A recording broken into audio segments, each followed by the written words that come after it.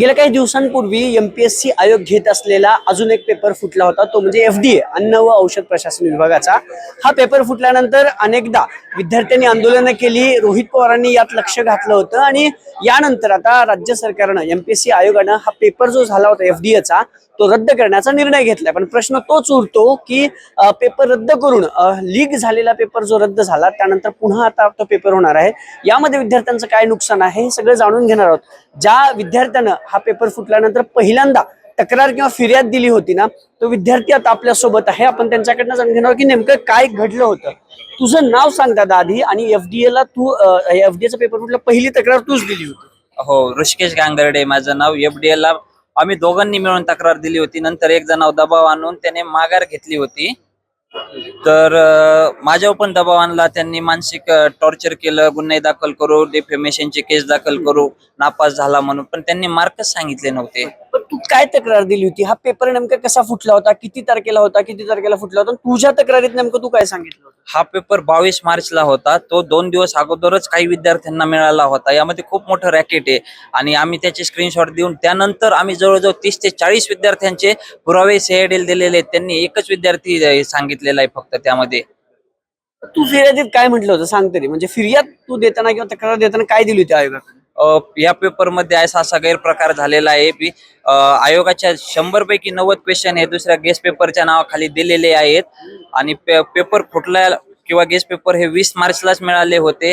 22 मार्चला पेपर झाल्यानंतर त्याच गेस्ट पेपरमध्ये क्वेश्चन पेपर आले होते, याचे स्क्रीनशॉट वगैरे दिले होते तारखेसह। त्यांच्याकडनं काय सांगण्यात आलं होतं एमपीएससी आयोगाकडनं तुला? काय त्यांनी फिजिकली गेलं तेव्हा सांगितलं होतं आम्ही त्याची चौकशी करू, आणि नंतरचे 6 दिवस त्यांनी मान्यच नाही केलं की तक्रार आली म्हणून, जे की मी स्वतः आयोगात जाऊन तिथं तक्रार दिलेली होती।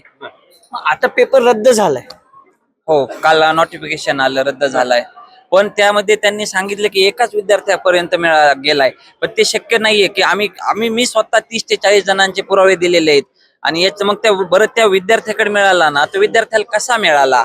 की त्या विद्यार्थ्याच्या स्वप्नात क्वेश्चन आले का? ते कोणत्या क्लासवाल्याने दिले, त्यात कौटिल्य म्हणून नाव आलेलं बरं, ते मग त्याला कोणी दिले, त्यानंतर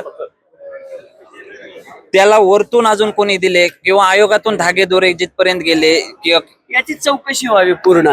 याच विद्यार्थ्यांना पहिल्यांदा एमपीएससी आयोगाकडे तक्रार केली होती की हा अन्न औषध प्रशासनाचा पेपर फुटलाय, पण आयोगाचं म्हणणं होतं की तो एकाच मुलापर्यंत गेलाय। या तुम्ही जे पुरावे दिले होते 30 ते 40 जणांकडे हा पेपर गेला होता। आता पेपर रद्द झालाय, पुढे काय मागणी आहे तुमची?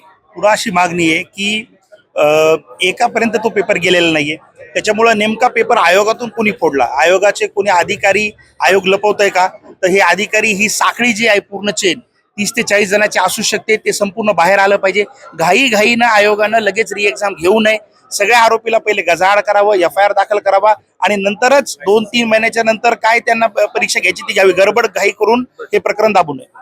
काय होऊ शकतं जर आता हा पुन्हा पेपर घेतला जातोय, याचे काय तोटे होऊ शकतात विद्यार्थ्यांना? नाही, पुन्हा पेपर होणं हे विद्यार्थ्यांच्या अभ्यासाची, त्यांच्या वेळेची क्रूर चेष्टा आहे ना। आणि एमपीसीच्या परीक्षेमध्ये जर पेपर फुटत असेल तर म्हणजे पुरोगामी महाराष्ट्रामध्ये काय चालू आहे हा विचार करण्यासारखी गोष्ट आहे। म्हणजे एमपीसी ही संविधानिक संस्था आहे। बरं, या आधी तुम्ही पेपर फुटला हे मान्यच करत नव्हता, आता कमीत कमी राहुलजी गांधींमुळे तुम्ही मान्य केलं की पेपर फुटलाय म्हणून।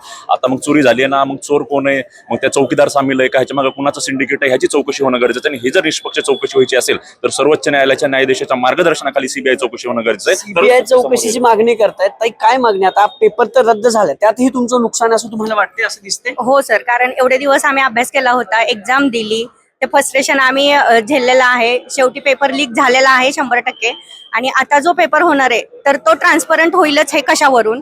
कारण जे कोणी ह्याच्यामध्ये आहेत तर त्यांना पहिला सजा झालीच पाहिजे, आणि जो पेपर होणार आहे तर तो अगदी ट्रान्सपरंट झाला पाहिजे, आणि इथून पुढची एमपीएससीची कुठलीही एक्झाम लीक नाही झाली पाहिजे। तर ह्याची खात्री आम्हाला विद्यार्थ्यांना दिली पाहिजे तुम्ही। हे विद्यार्थी जे आहेत ना, हे विद्यार्थी तर आहेतच एक्झाम देणारे, पण हा जो विद्यार्थी आहे ना, यानं एमपीएससी आयोगाकडे तक्रार केली होती, पण त्यावेळेस एमपीएससी आयोग सांगत होते की असं काही झालं नाही। तुला उत्तर काय दिलं सुरुवातीला? सुरुवातीला त्यांनी सांगितलं की असं काही झालं नाही, खोटी तक्रार आलेली दाखल करतोय म्हणून, नापास झाला म्हणून आम्ही गुन्हे दाखल करू, मानहानीचा, आयोगाची मानहानी करतोय, अशा धमक्या देण्यात आल्या। हा ऋषिकेश आहे, यानं हा सगळा ड्रग्सचा पेपर पहिल्यांदा फुटल्यानंतर फिर्याद दिली होती। आता तो पेपर रद्द केलाय, पण प्रश्न उरतो तोच की नेमकं या पेपर लीकच्या मागं कोण होतं? मग रद्द केल्यानंतर सगळे प्रश्न सुटतात का?